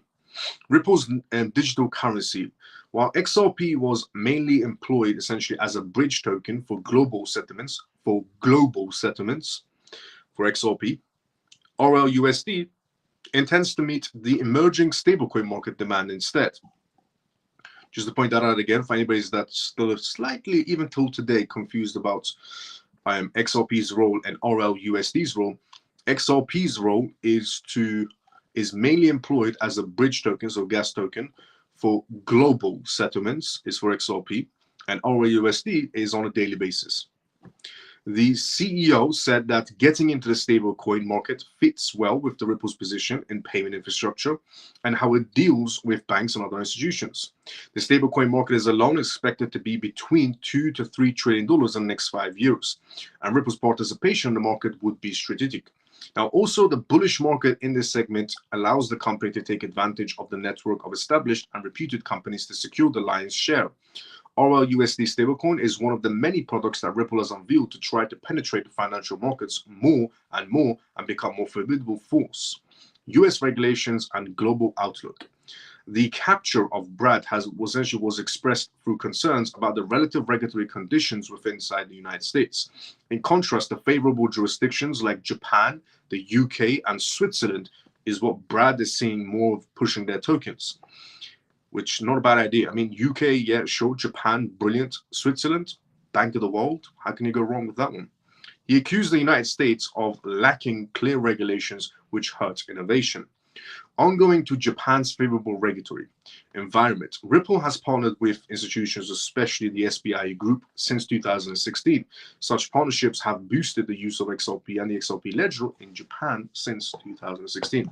But regarding what Brad has said so far, they want a green light for their stablecoin, and they don't want issues happening where they release RLUSD and another case starts up again with RLUSD. So they want that licensings to be able to operate forward. And if they don't get the licensings they need inside the United States, then they're going to be pushing their RLUSD more towards the rest of the world, essentially starting with Japan and Switzerland and the UK, and the list goes on with the Middle Eastern countries like Bahrain, Kuwait, the UAE, and so on, and the Asian countries like Hong Kong, Singapore, and so on. Also the EU as well, which they're all massive markets, to be fairly honest. The US is also a massive market, but if you put all those markets together, it's a tremendous, humongous market space, which makes sense. Regarding Ripple wanting to get the green light for their paperwork for their stablecoin, it makes sense. They don't want to operate in gray areas, which they shouldn't do. Even though the SEC forces crypto platforms and crypto projects to operate in gray areas on purpose so they can sue them later on, it's good not to do it, because now knowing what the SEC will do, which is backstab you. The SEC doesn't introduce regulations forcing crypto platforms to operate in gray areas for them to be able to sue them later on. Now, moving on from that news, which is still positive regarding what he's been talking about, regarding what market shares he's going to be entering into. The market shares is going to be entering into Japan, Switzerland, and the UK mostly, and in the rest of the world as well. JP Chase. JP Chase faces allegations over fraudulent account withdrawals. But the most positive thing that came out of what Brad said was XRP is going to be used for global payments, whereas the RLUSD is for daily payments. Global payments, XRP. Daily payments, RLUSD. JP Chase faces allegations over fraudulent account withdrawals. JP Chase is accused of allowing hundreds of thousands of dollars to be withdrawn from fraudster accounts after being warned about fraudulent activities. So apparently it seems like JP Morgan right now is being sued due to multiple accounts on JP Morgan, business accounts, have become compromised. And how they became compromised is, well, scammers got involved. But the best part is, those companies alerted JP Chase to stop these scamming payments. And JP Morgan decided to not listen, which ended up with a lot of companies' accounts being emptied out. So it just shows JP Chase's security level, which is quite poor, very poor. Massachusetts-based healthcare company Bay State Health claimed it fell victim to an email scam back in November 2022, transferring $700,000 to a fake account at JP Chase. Events following fraud alerts, Baystar Health stated that it reported the fraud to the Bank of America after discovering it was Bank of America that contacted JP Morgan questioning JP Chase to warn them about the account in question. However, according to the lawsuit filed by basically JP Chase, allowed the fraudsters to withdraw at least $205,000 from the account despite these warnings. So JP Morgan was warned that these are scammers, don't let the payment go through. JP Morgan said, I don't care. And the scammers still got away with $205,000, which could have been prevented because they knew before the payment even exited. The defendant allowed the fraudsters to withdraw the funds from the account despite being informed that base load funds were sent to an account controlled by a hacker/fraudster. By the way, Bank of America told JP Morgan that this is a fraudulent account and JP Morgan couldn't care less. And this business account was drawn. Fate of a missing funds. Baystein Health reported that authorities recovered part of the lost money after the incident. However, the company claims that approximately $420,000 is still missing and that JP Morgan Chase has not provided a clear explanation of its whereabouts. Baystein essentially is seeking the return of the missing $420,000 plus interest. They're suing JP Morgan Chase right now. JP Morgan Chase's response. JP Morgan Chase has not yet made a public statement about the lawsuit. How the company will handle the situation remains a topic of interest. Such fraud instances raise questions about how a bank takes essentially precautions against fraud.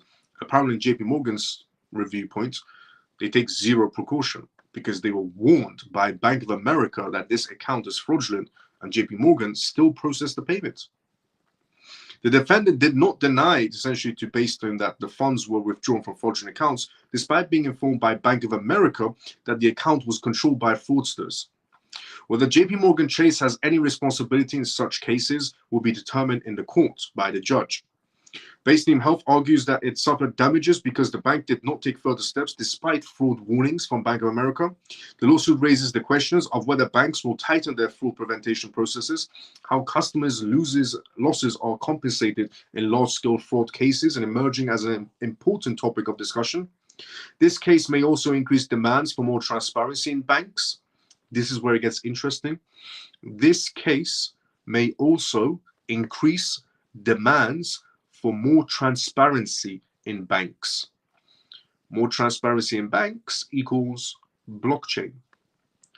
Fraud detection processes. The fate of Baystein Health's missing funds and JP Morgan Chase response could be decisive in how similar incidences are handled in the future.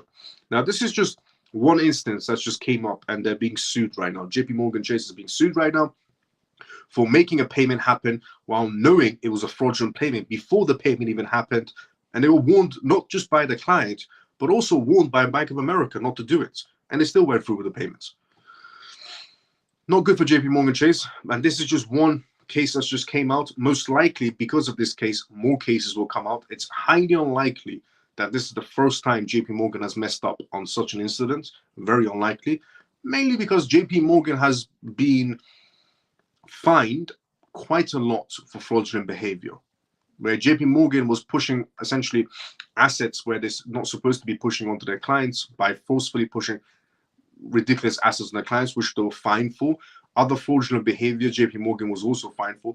JP Morgan, if you look at throughout its history, they have paid multiple of millions and millions and millions and millions of dollars of fines for all their dodgy behaviors. So this is not, most likely this is not the only company that's fell victim to JP Morgan's poor security of a bank.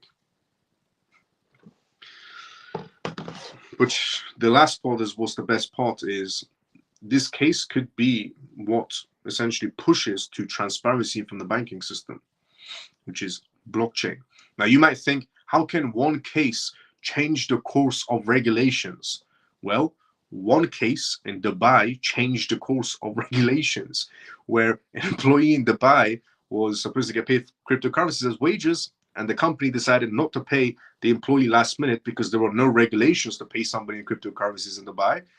The employee takes the company to the courts. The judge rules in victory for the employee, for the company to be paying him in cryptocurrencies. And after that case, Dubai is introducing regulations for people to be paid in cryptocurrencies for their wages. So one person can change multiple policies by the looks of it. It only takes one person to change the course of history. So this case could be the case that makes banks go transparent. Because if they go transparent, less chance of a fraudulent behavior.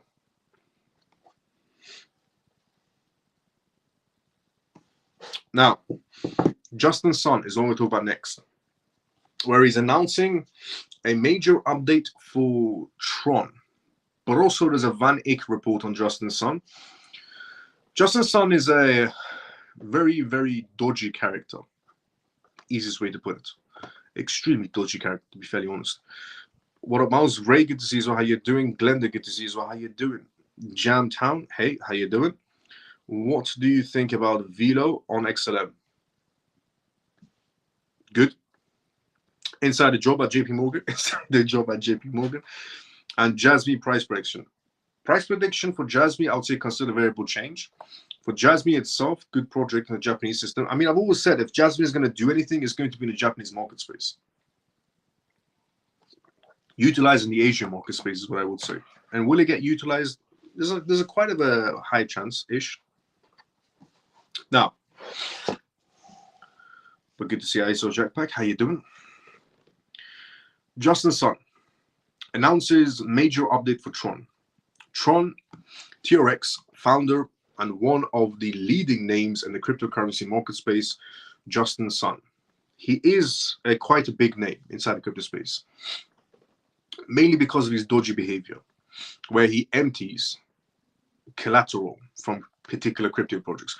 Justin Sun was a part of a crypto exchange called HTX, an Asian crypto exchange, where over time, Justin Sun decides to start what FTX did, for example, ciphering money out of the exchange and backing his own crypto projects, which is fraudulent behavior. You can't empty collateral for your own ventures, which could backfire, which most likely they do, is Justin Sun.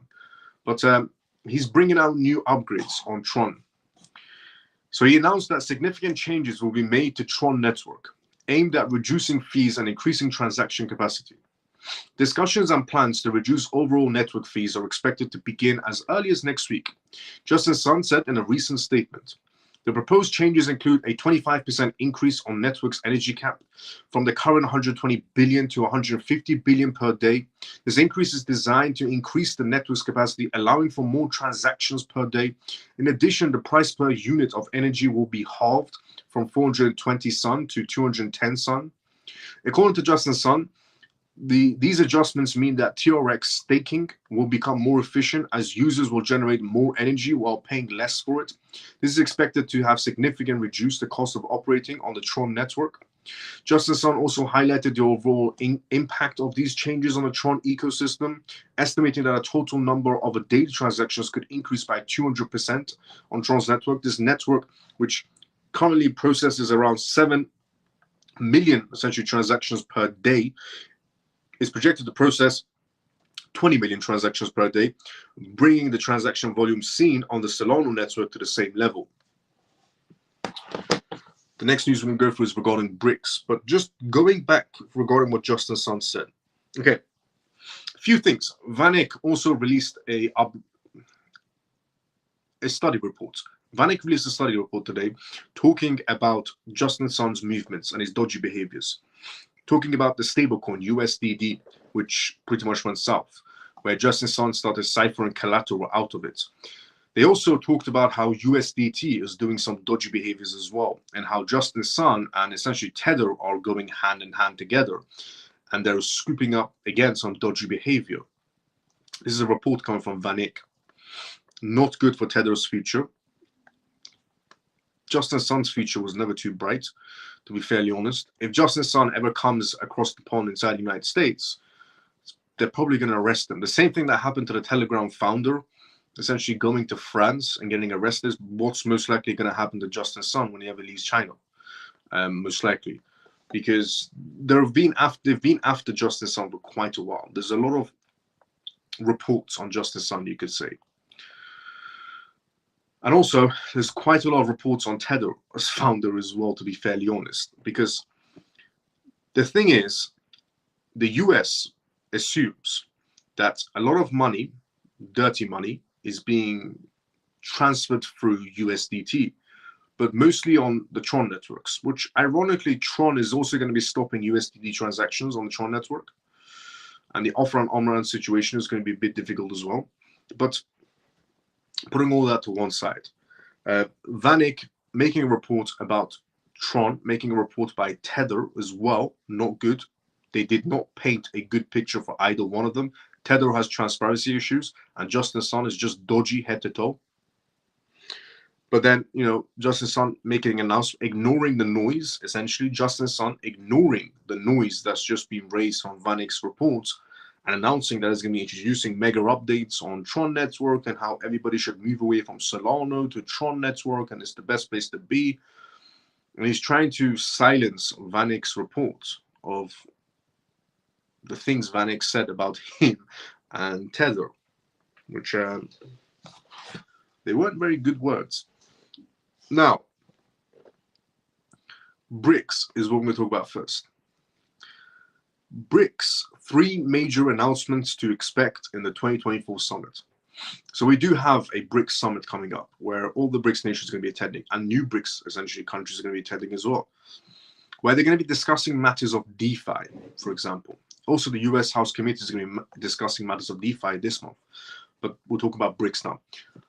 The BRICS nations are going to talk about DeFi in their next summit, and there's a summit coming up essentially in 2024. They're going to talk about DeFi. They're going to be talking about the countries that are joining them. They're going to be talking about their payment system that they're going to be having to go up against SWIFT. These are all the matters they're going to be talking about. So 3 major announcements to expect in the 2024 summit of BRICS. The BRICS Economic Alliance is headed towards what may be the most important event in history for BRICS. The bloc annual summit has become a vital meeting for the group. Moreover, this year's essentially meeting looks to be filled with the potential for groundbreaking developments to arise. Especially the BRICS Collective is expected to share 3 major announcements throughout its 2024 annual summit. 3 humongous announcements are going to be coming out of BRICS Summit this year. For example, going back just a little bit, in 2023, the group enacted its first expansion since 2001, a landmark moment when the bloc, United Arab Emirates, UAE, Egypt, Ethiopia, and Iran joined the bloc. With its members now reaching 9, there are some thoughts of this year's announcements could be even more groundbreaking. So their previous essentially announcement was more countries are joining BRICS, but the announcement they're going to have now, this time around, is going to be around the DeFi space. It's going to be around payments. It's going to be around going against SWIFT. How you can easily tell that is, 1, because Putin just keeps on talking about it.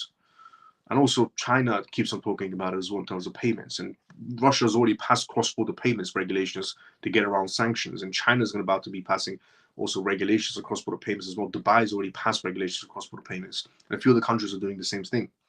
So BRICS Pay, to make its long-awaited rival, is what essentially is on the rise of an announcement.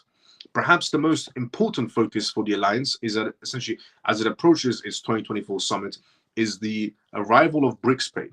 For the past 2 years, de-dollarization has been the focal point for this infrastructure. While talks of a native currency are fizzling out, its own payment systems is set to be a game changer. Blockchain-based, it should be one of the biggest geopolitical and economic developments of recent years. Now, we do know for a fact that the BRICS nations are working with the Bank of International Settlements. Why? Because 63 centralized banks around the world are under the Bank of International Settlements, including BRICS nations, G20 countries, and G7 countries. And the Bank of International Settlements is the one that's spearheading essentially CBDC initiatives and in terms of a new payment system. So you could technically say the Bank of International Settlements is the one trying to make everybody move away from SWIFT, even though SWIFT is also part of the Bank of International Settlements. Now, moreover, it will operate as the Global South's answer to the Western-dominated SWIFT payment system. And I've always said the biggest issue with SWIFT is not that it's slow and expensive. Yes, those are issues. SWIFT is expensive and slow. But the biggest issue with SWIFT was that it's a political tool, not a payment tool. It's a big difference. And I've always said, no, it doesn't matter who partners with SWIFT. It doesn't matter if Chainlink partners with SWIFT. It doesn't matter if AVAX. It doesn't matter if Ethereum, whatever, any project. Nobody can save SWIFT's reputation. It's not the slow and expensive part that's the issue with SWIFT. It's the political tool that's being used by SWIFT. Because SWIFT goes around and sanctions countries. And that's a big issue. Because every country is afraid that one day SWIFT is just going to stop their payments. And that country can't do anything. They're stumbled. They don't know what to do. They're stifled. So what's the answer to all of this? DeFi. Nobody can, sanction you on DeFi, but SWIFT can be used as a political tool to sanction you. And that's the biggest drawback to SWIFT. So everybody out there who assumes SWIFT is too big to fail, SWIFT is too big to... No, it's not. Nothing is too big to fail. Nothing in this world is too big to fail. At all. Especially when we talk about technology. But putting that to one side, the biggest issue with SWIFT is a political tool. It's not a payment tool, it's a political tool. And that's the biggest drawback to SWIFT. So it doesn't matter if SWIFT is partnered with Chainlink or AVAX or Ethereum or whatever SWIFT wants to be partnered with. It's a political tool.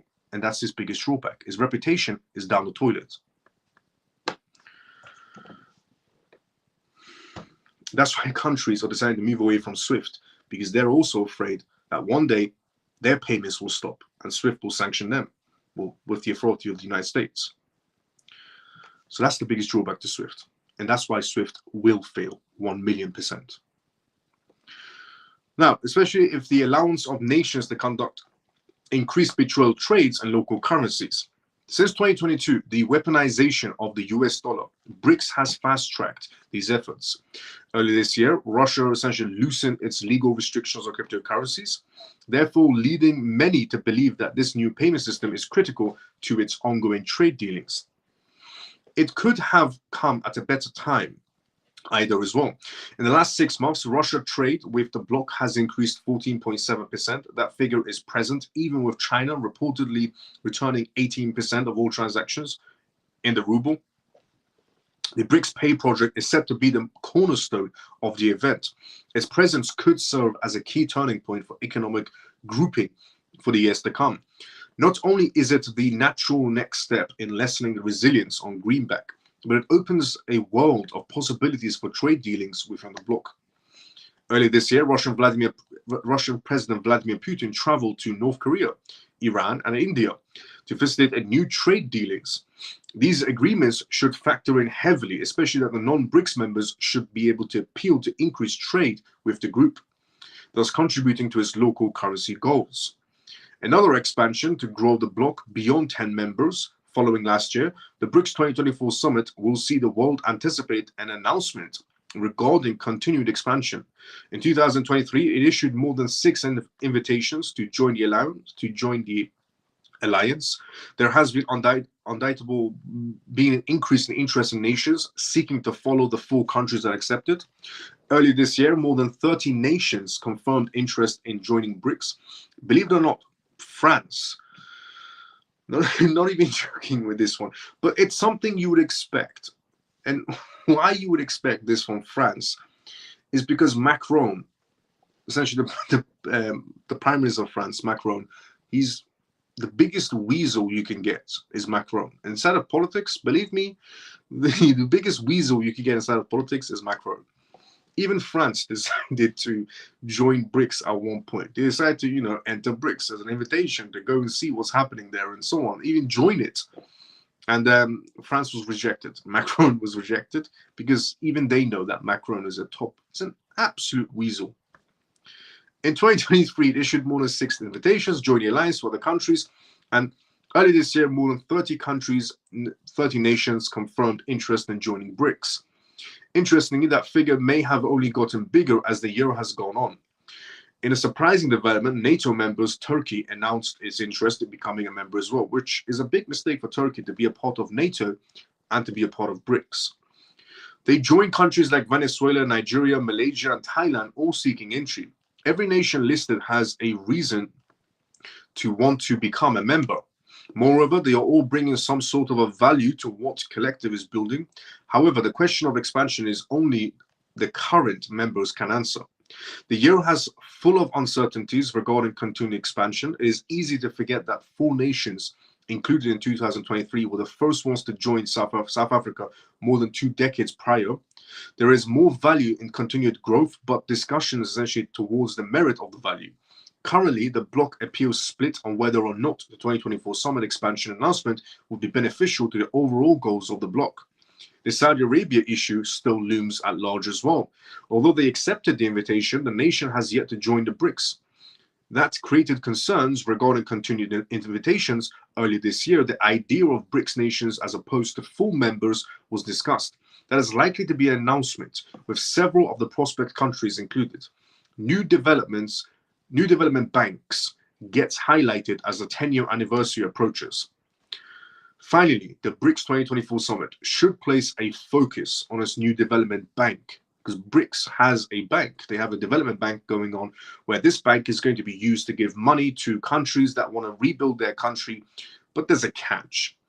So right now, when countries need money, who do they look to mostly? They look towards the US. Obviously, the UK hands out money.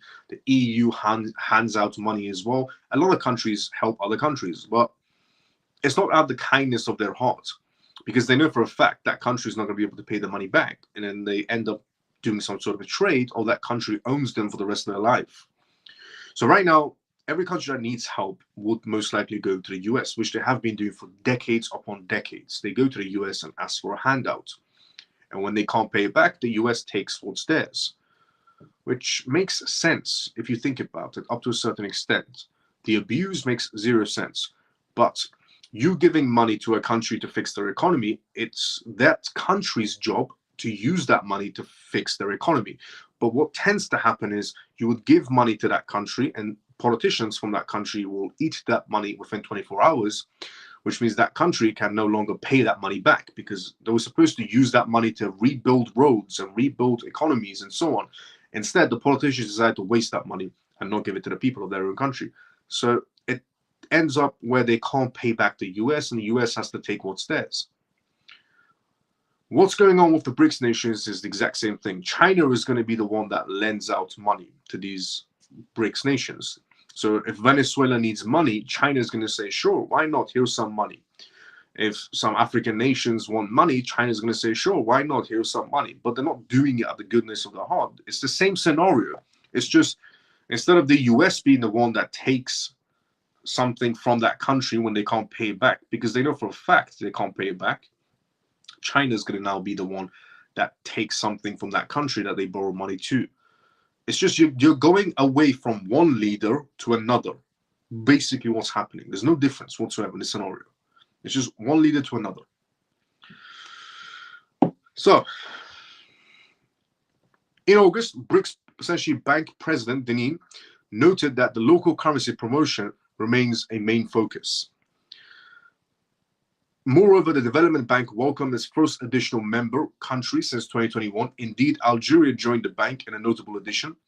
Therefore, many experts predict that the BRICS banks to be involved in the same way. It has been stable of an economy alliance since it launched in 2015. Moreover, it has been a key to providing developing nations with access to local currencies. In that sense, it provides an invaluable quality to the purpose of the blocks itself. Already issuing more than $5 billion in loans, there is more expected. Moreover, native currency loans are expected to become its primary funding method. It is also likely that the BRICS payment system could become a critical aspect of its operations after it launches in October. All of these are focal points on the day draws near.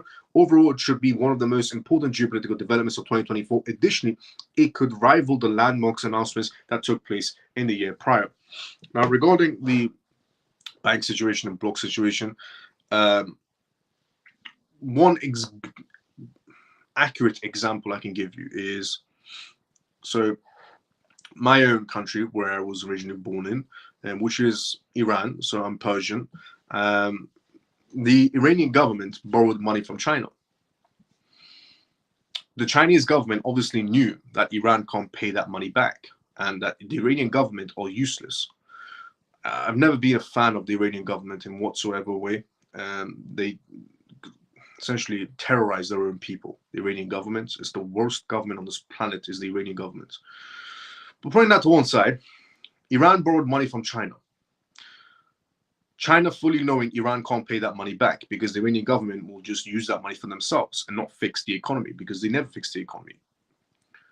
So what happens? China comes asking for that money back. And what does Iran do? Iran gives China pretty much, Iran has a lot of islands in the Persian Gulf. Iran has a lot of islands in the Persian Gulf. And most of those islands are untouched oil. So Iran gives those islands to China. So those islands now belong to China. Who suffers in this entire equation? The people of Iran. Because the people of Iran have just lost out on oil. The Iranian government spent the money that they got from China. Positive for them. And China made a bigger positive by getting oil islands.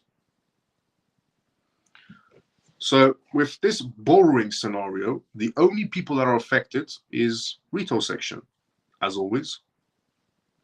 So again, with this whole, because some people read this news and go, wow, China's helping economies fix their, roads and build buildings and build hospitals. No.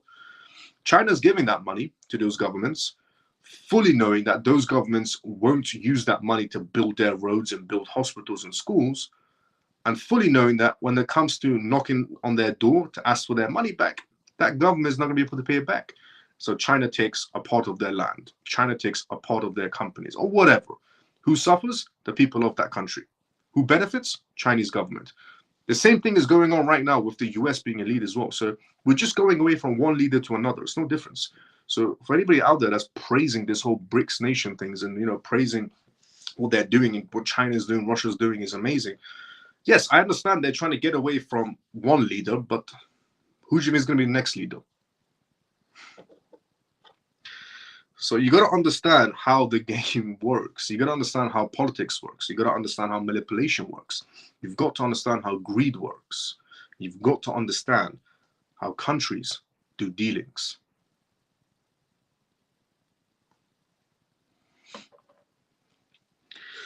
So we have pretty much reached good night, all CMF. Thank you so much for all the news. Great live. See you all. CMF, we are all going somewhere good, believe me. Facts. What JP said. JP, see you tomorrow about the same time as usual. And thank you again for that donation. JP, for today's donation of $300 donation on this live. Thank you so much, JP. It's going straight to the CMF hedge fund. Absolutely amazing. China to borrow money to every country, which is facts. What JP said, China's going to be borrowing money to every country. Every country that can't pay it back. Why do you think all the poor nations are joining the BRICS nations? Why do you think all these poor nations, yes, they're moving away from SWIFT because SWIFT is a political tool, but they're not running to a better option?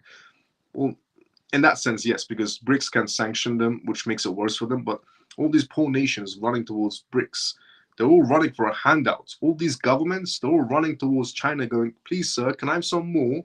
Is all that's happening. And then when the time comes for those countries to pay back the money, they can't. China knows this, which means China takes their country.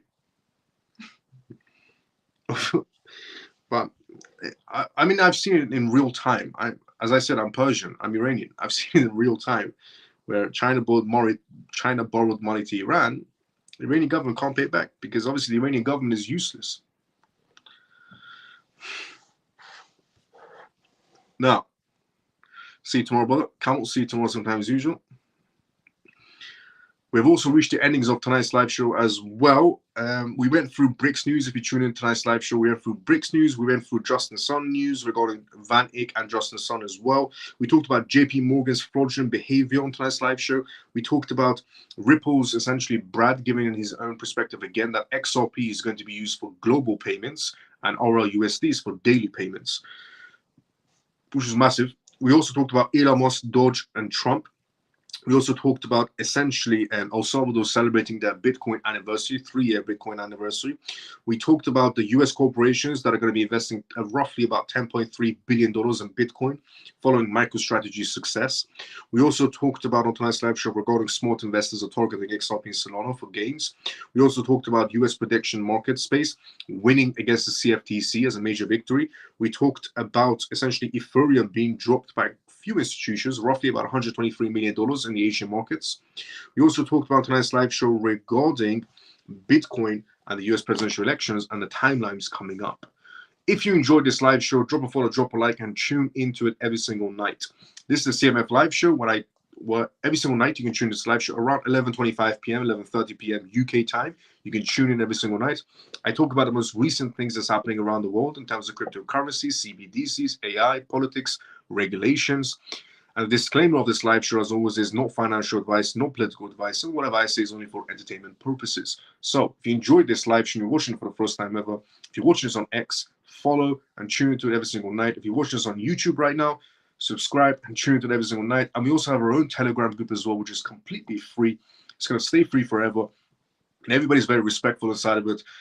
And the CMF which is what the name of this live show is, and this is episode 150, will be tomorrow, is everybody's very respectful inside the CMF, and the CMF stands for Crypto Mouse Family. The link for the CMF Telegram group is on X, on my profile. If you click on my profile, there's a link there, and then you click on Join Telegram. And on YouTube is also on my About page on YouTube. So if you enjoyed this live show, drop a follow, drop a like, and thank you so much to everybody that's already retweeted this live show, liked this live show on X, and thank you so much to everybody that's also liked it on YouTube. And JP, once again, brother, thank you so much for the $300 donation. That's coming straight to the CMF fund. Absolutely amazing. And see you tomorrow. Miles, please don't forget to send me the link for the antivirus Firefox version. No problem. Good night, Dr. Miles and the CMF family. Funky brother, direct message me on Telegram so I can send it to you. And good night, everyone. Bull XLP, good night. See you tomorrow sometimes as usual. Good night, Miles and the CMF. See you tomorrow. Orphan, see you tomorrow sometimes as usual. You know what? Actually, I'll just post the Firefox antivirus browser on Telegram space instead, so everybody can download it if they want to. I'll post the Android and the iOS version, depending on which phones you have. Good night, Miles and CMF. See you tomorrow. Orphan, see you tomorrow. Bull XLP, see you tomorrow sometimes as usual as well. Good night, Miles and family. Great life. Many thanks. See you tomorrow. Ian, see you tomorrow sometimes as usual as well, brother. Good night, Miles and CMF. Great news. See you tomorrow. Free and forever. See you tomorrow sometimes as usual. Thanks, Miles. Good day and night to CMF. I hope you're relaxing, Miles, and having some downtime with your bodies. Let's go, Shelly. See you tomorrow sometimes as usual. I mean, I do have something I'm not talking about, but let's see how that goes. Good night, Miles and CMF. Stormy. See you tomorrow sometimes as usual. Thanks, Miles. Let's go. Thank you so much for tuning in as well. I'll see everybody tomorrow. I'll see George. See you tomorrow same time as usual as well. I'll see everybody tomorrow. Yes, please, Miles. I'll see everybody tomorrow. Same timing as usual. Night, Miles. Pablo, see you tomorrow same time as usual. I'll see everybody tomorrow. Same timing as usual. Everybody have a great day or a good night, depending on where you are around the world. CMF, see you all tomorrow. Same time as usual. Everybody have a great